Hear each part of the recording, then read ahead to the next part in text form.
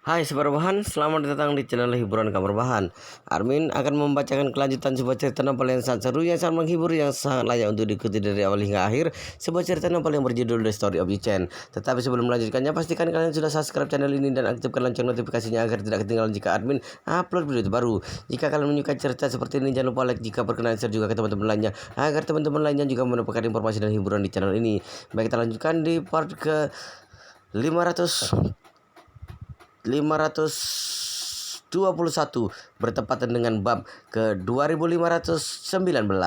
Yichan tidak menyangka He Jikyu langsung menolaknya begitu saja. Namun tentu dia tidak akan menyerah dengan begitu mudahnya. Oleh karena itu segera menjawab, "Aku pikir Nona He sedang berada di Amerika." Tidak menyangka ternyata sedang berada di Suriah. Tidak tahu mengapa kamu pergi ke sana. He Jikyu menjawab, "Aku dan beberapa teman kuliahku bersama-sama membuat film dokumenter tentang perang. Kemudian bersiap untuk menggunakan film dokumenter sebagai kesempatan untuk meluncurkan sebuah dana amal anti perang."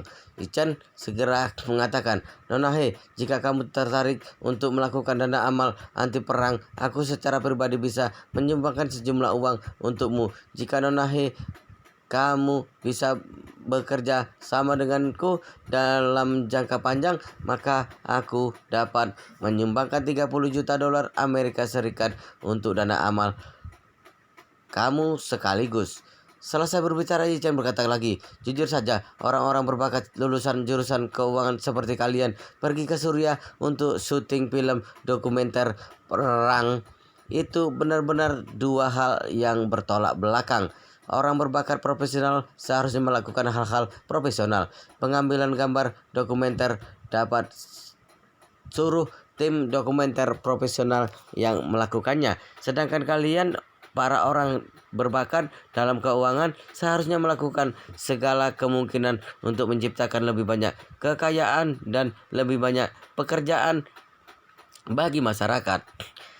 Heji Q membalas, "Apa yang Tuan Ye katakan masuk akal sekali. Namun jujur saja, situasi di Suriah jauh lebih berbahaya. Walaupun banyak tim film dokumenter profesional, mereka juga tidak bersedia datang ke tempat seperti ini, masuk ke dalam barisan pertama perang untuk melakukan syuting.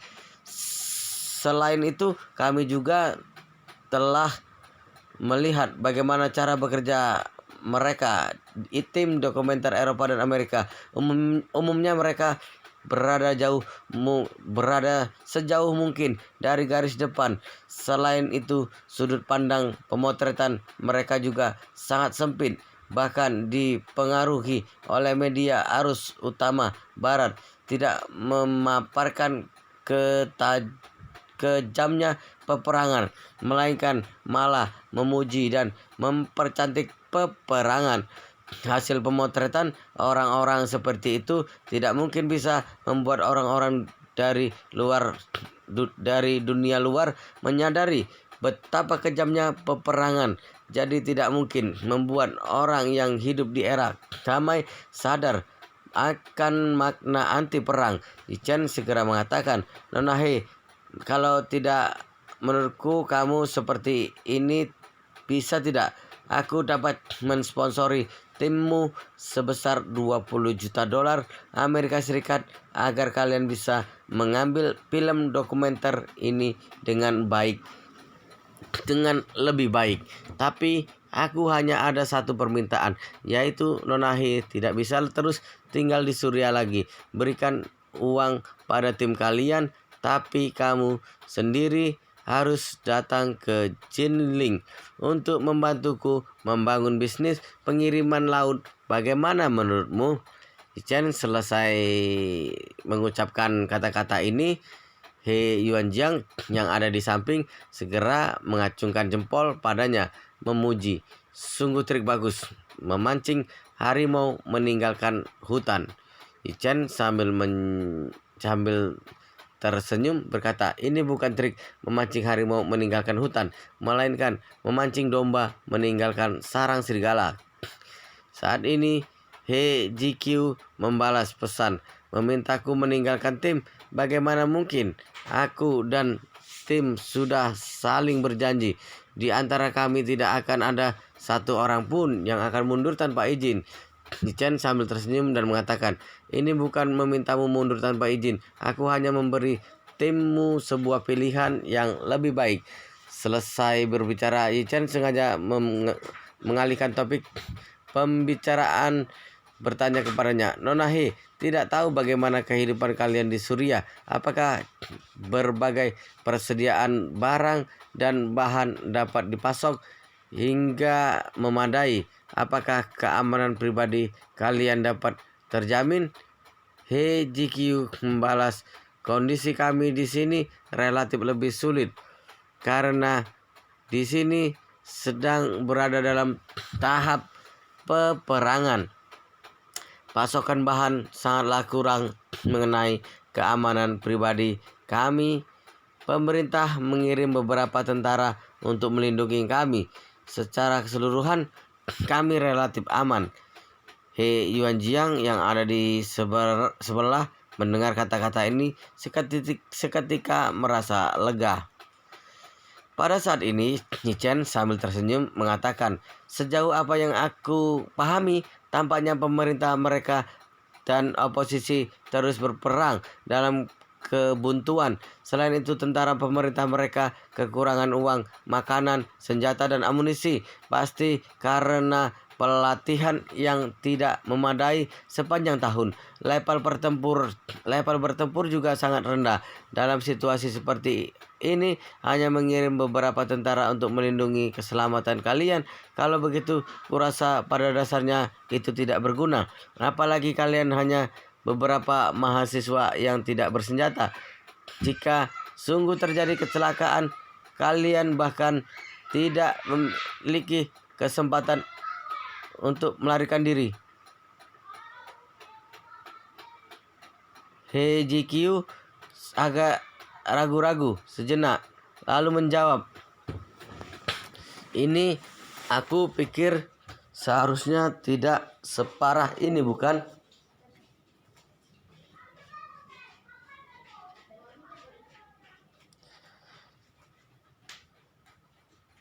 Chen sambil tersenyum mengatakan, itu hanya pikiranmu saja.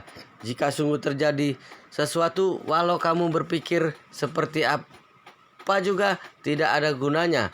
Selesai berbicara, Chen teringat sesuatu, berkata, aku dengar di Timur Tengah terdapat tempat yang di mana-mana penuh peperangan, tentara bayaran sangat populer. Kalian dapat menyewa puluhan tentara bayaran yang dilengkapi dengan peralatan baik dan terlatih untuk melindungi keselamatan kalian secara menyeluruh.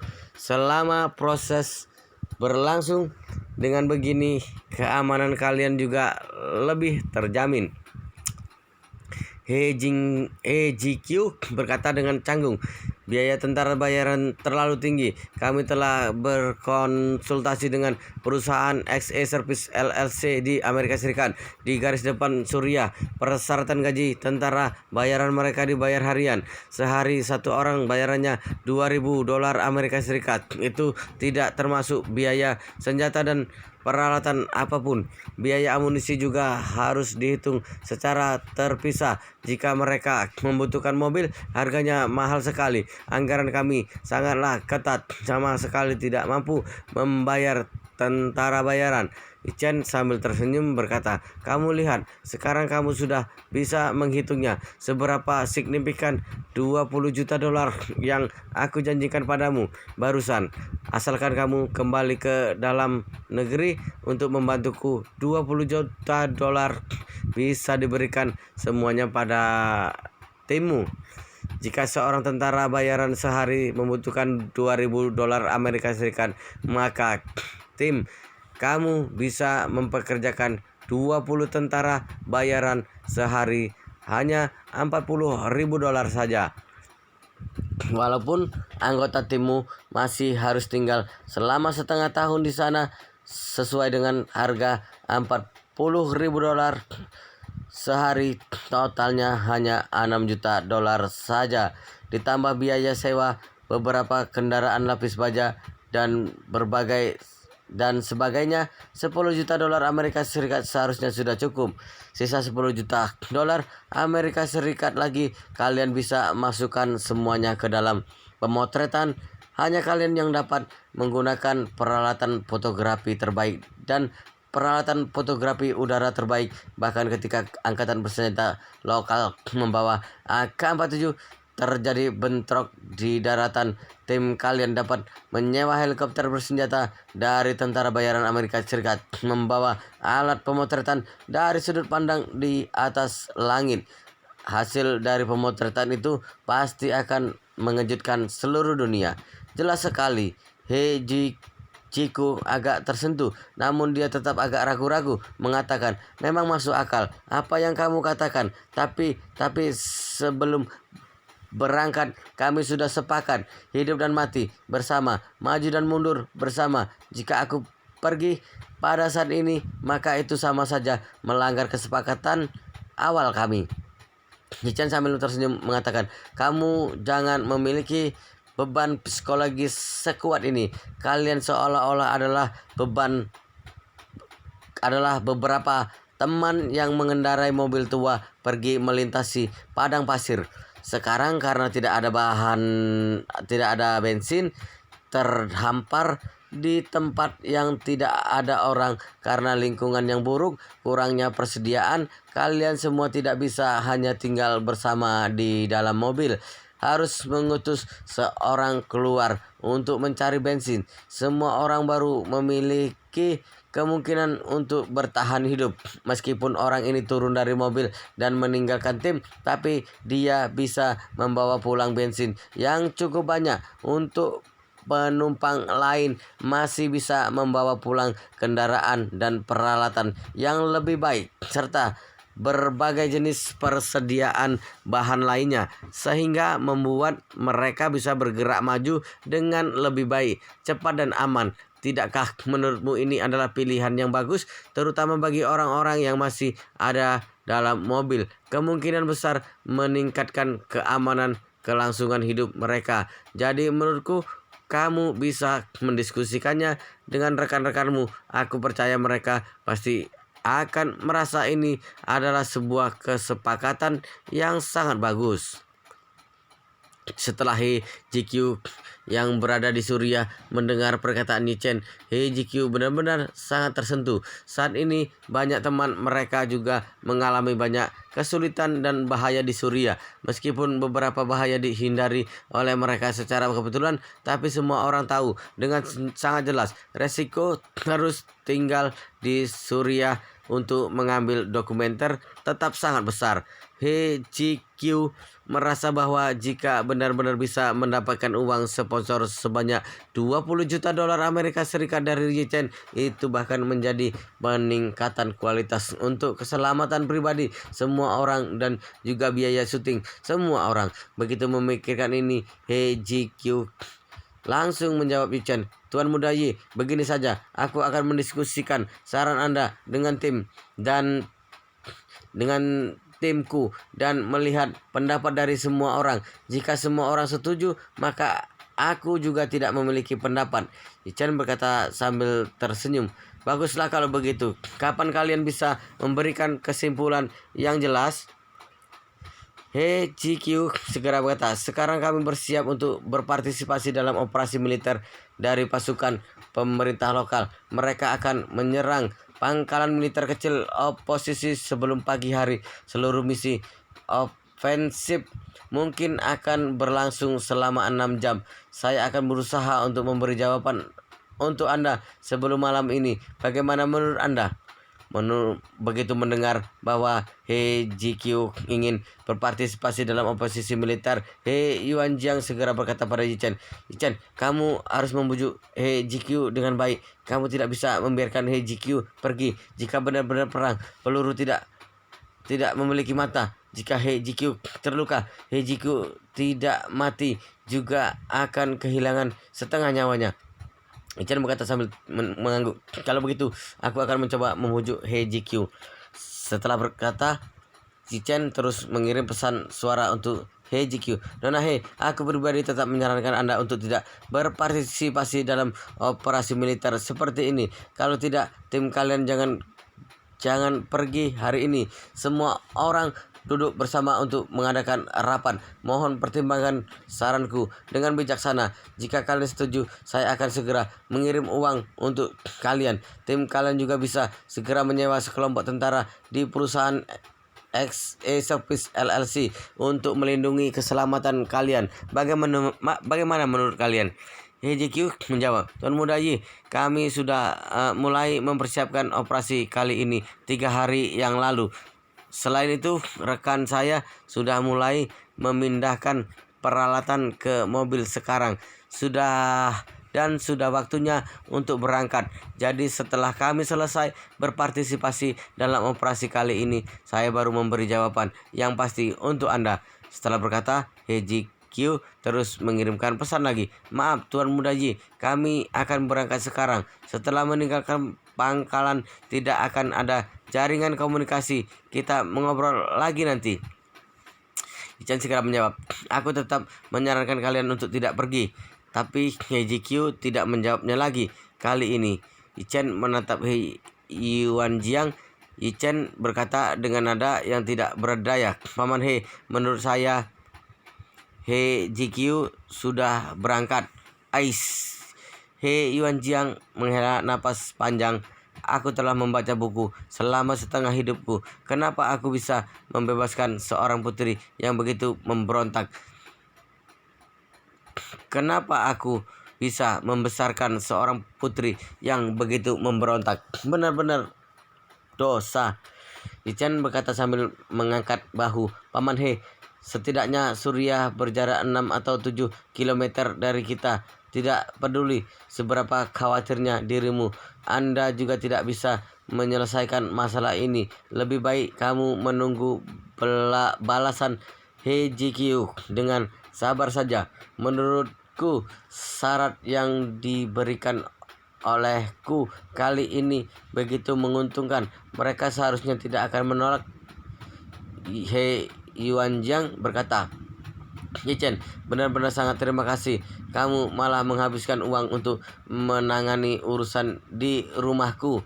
Setelah berkata, Yuan Jiang berkata dengan nada yang sedikit kecewa, sejak aku memutuskan untuk meninggalkan pekerjaan dan kehidupan yang berkelas tinggi, setelah aku memilih untuk mengajar dan mendidik orang, semua uang di rumah sudah disumbangkan.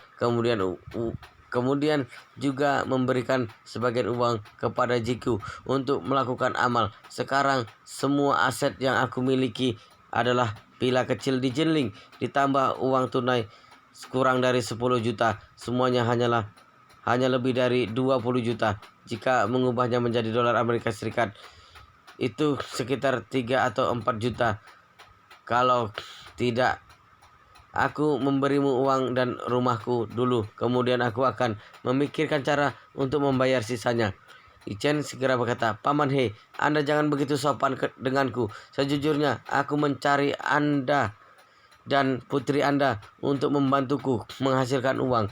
Anggap saja uang ini diinvestasikan pada tahap awal. Selain itu, Anda tenang saja. Jika GQ bersedia untuk pulang dan membantu aku pasti akan memberi gaji tahunan yang tinggi untuk GQ. Jika GQ bisa membantuku mendorong bisnis pelayaran laut ke jalur yang benar, aku masih bisa menambahkan gajinya.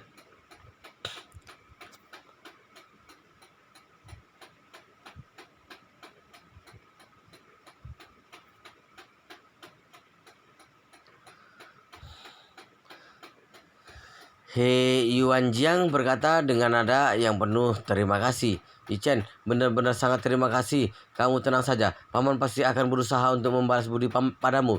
Yichen sedikit membungkukkan badan. Yichen berkata, Paman He, Anda jangan begitu sopan denganku. Setelah berkata, Yichen melihat jam. Kemudian Yichen berkata, Paman He, nanti Anda pasti harus mengajar lagi kan? Kalau begitu, aku tidak mengganggu Anda lagi. Kita mengobrol lagi di lain hari.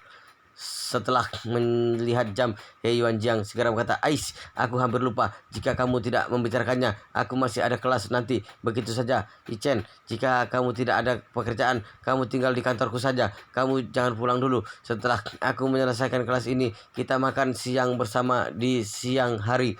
Yichen berkata, "Paman He, pekerjaan Anda pasti sangat sibuk. Kita makan siang di lain hari saja." He Yuanjiang melambaikan tangan.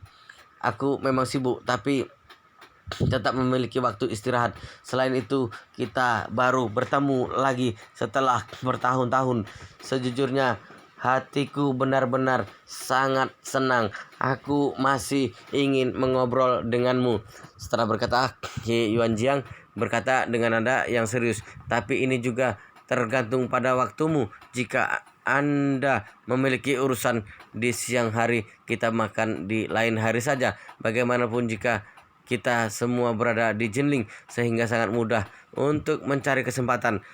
Sebenarnya Yichen tidak memiliki urusan di siang hari, terutama takut tinggal di sini akan menunda pekerjaan He Yuanjiang. Sebenarnya Yichen masih ingin mengobrol dengan He Yuanjiang karena Yichen sama sekali tidak terlalu memahami ibunya dalam 2 tahun ini. Sangat sulit bagi Yichen untuk bertemu dengan teman ibunya.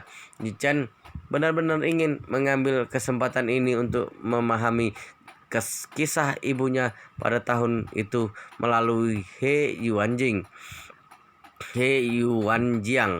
Oleh karena itu, Yichen langsung berkata, "Jika seperti ini, Paman He, Anda sibuk dulu. Aku akan menunggu Anda di sini." "Oke." He Yuanjiang mengangguk dengan sangat semangat. He Yuanjiang berkata, "Kamu duduk saja. Kelasku berlangsung selama 50 menit. Aku akan datang ke sini setelah selesai kelas." Yichen mengangguk dan melihat He Yuanjiang yang berjalan keluar dengan mengambil rencana pengajaran dan buku pelajaran. Yichen tidak melakukan apa-apa. Yichen langsung duduk di sofa yang ada di kantor He Yuanjiang. Kebetulan tidak ada pekerjaan sekarang. Yichen langsung mencari informasi tentang He Ji-kyu. Akhirnya menemukan bahwa gadis ini benar-benar sangat luar biasa. He Ji-kyu memiliki nilai yang sangat bagus di Stanford, bahkan dipublikasikan di situs resmi Universitas Stanford. He Ji-kyu yang ada di dalam foto memiliki rambut keriting yang berwarna pirang, wajah yang manis dan indah, kemudian sangat feminim. Yichen benar-benar tidak mengerti, gadis yang begitu cantik dan unggul pasti dikejar oleh banyak pria. Tapi kenapa He Ji-kyu malah menyukai wanita? Tapi Yichen juga tidak terlalu bimbang dengan masalah macam ini. Yichen malah menerima beberapa hal ini. Kecenderungan di bidang ini sepenuhnya merupakan kebebasan pribadi. Bahkan orang tua juga tidak berhak ikut campur. Saat Yichen menutup hasil pencarian tentang He Ji-kyu, ponsel Yichen tiba-tiba menerima panggilan dari Kim Ok-soo. Yichen mengangkat panggilan itu, kemudian mendengar Kim Ok-soo berkata dengan nada yang gugup, "Master Yi, ada orang di sekolah kami yang menanyakan informasi tentang Wookie. Kemudian juga menanyakan masa lalu Liu Yi. Jangan-jangan ada orang yang ingin melawan Anda." Yichen sedikit terkejut. Yichen ingat bahwa Liu Yi merupakan gadis yang hampir bunuh diri dengan cara melompat ke danau atas saran psikologis Wookie. Kemudian Liu Yi juga merupakan pacar Wookie sebelum Wookie mengalami kecelakaan. Sekarang malah ada orang yang menanyakan masalah tentang Wookie melalui Liu Yi. Jangan-jangan ingin mengetahui keseluruhan cerita dari Wookie mengalami kecelakaan.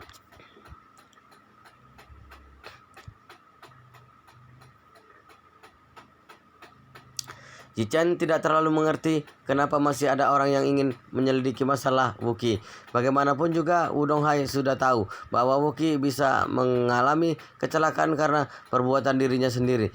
Keluarga Wu yang menjadi Pemangku kepentingan pasti tidak akan melakukan sesuatu yang sama sekali tidak perlu, kemudian datang untuk melakukan penyelidikan lagi. Jadi satu-satunya kemungkinan adalah orang yang datang untuk menyelidiki Wookiee sekarang bukan orang yang dikirim oleh keluarga Wu. Chen memikirkannya dengan teliti. Sebagian besar orang yang pernah disinggung oleh dirinya sendiri sudah meninggal. Orang yang belum meninggal hanya ada keluarga Su di Yanjing serta keluarga Horowitz di Amerika Serikat. Kedua keluarga ini berada di bawah tangan Chen. Kedua keluarga ini mengalami kerugian yang besar. Selain itu, mereka berada di tempat yang terang dan Chen berada di tempat yang gelap. Jika mereka ingin menemukan Chen, mereka hanya bisa menerobos segala sesuatu yang menyesatkan orang. Jadi Chen segera menyimpulkan bahwa orang yang sedang menyelidiki informasi tentang insiden Wookiee saat ini pasti memiliki hubungan yang tak terpisahkan dengan salah satu dari kedua keluarga ini. Oleh karena itu, Chen bertanya pada Qin Oksu, siapa yang sedang menyelidiki masalah Wookiee? Apakah kamu sudah melihatnya? Sudah, Qin Oksu berkata, satu orang yang berusia senja dan satu orang yang berusia muda. Chen bertanya lagi, kalau begitu di mana dua orang ini sekarang? Qin Oksu berkata, aku baru saja bertemu dengan mereka di alun-alun yang ada di luar gedung sekolah. Aku tidak tahu di mana mereka sekarang. Chen teringat bahwa gedung kelas ada di seberang. Jadi Chen langsung berjalan ke sebelah jendela dan melihat ke lantai bawah. Seperti dugaan, Chen melihat dua orang berjalan keluar di alun-alun kecil yang ada di seberang. Seorang pria tua di antara dua orang itu terlihat seperti orang yang bijak. Pria tua itu membawa temperamen yang sedikit tidak biasa. Chen pernah merasakan perasaan seperti ini di tubuh Lai Qinhua. Hanya saja temperamen orang ini seolah-olah lebih lemah dari Lai Qinhua. Setelah Chen mendapatkan kitab 9 misteri, Chen sangat sensitif dengan perasaan semacam ini. Jadi Chen tiba-tiba menyadari bahwa pria tua ini mungkin merupakan master Feng Shui seperti Lai Qinhua atau master metafisika yang seperti Yu Jinhai dari Hong Kong. Oleh karena itu, Chen langsung mengeluarkan ponsel dan menelepon Chen Jekai.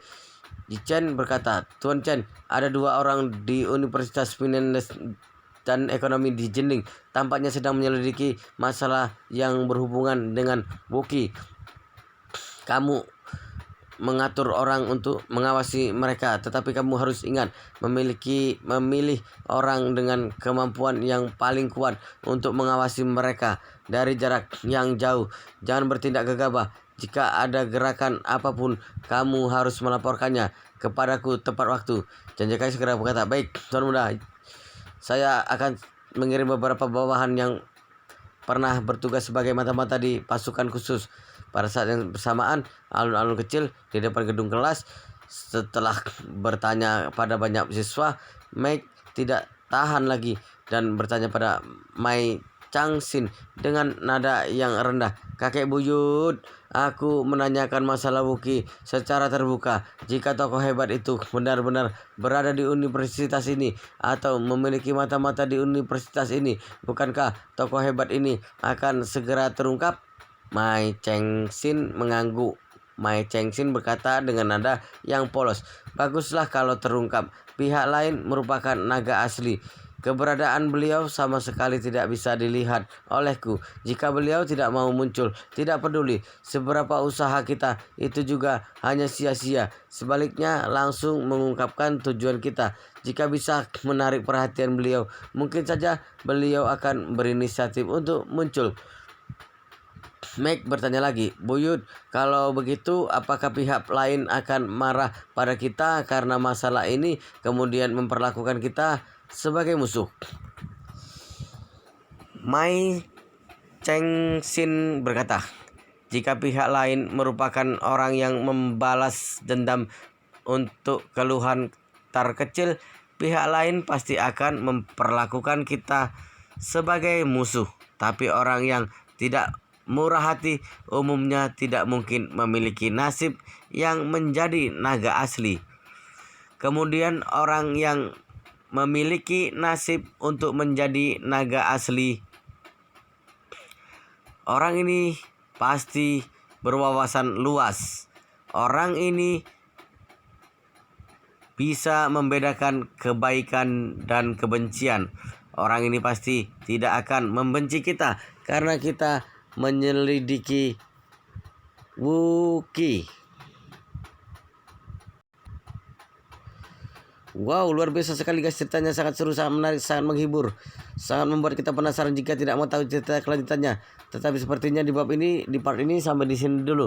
Kita akan lanjutkan di bab berikutnya di video selanjutnya. Pastikan kalian sudah subscribe channel ini dan aktifkan lonceng notifikasinya agar tidak ketinggalan jika admin upload video terbaru. Jika kalian menyukai cerita seperti ini, jangan lupa like. Jika berkenan, share juga ke teman-teman lainnya agar teman-teman lainnya juga mendapatkan informasi dan hiburan di channel ini. Baik, kita lanjutkan di bab berikutnya di video selanjutnya.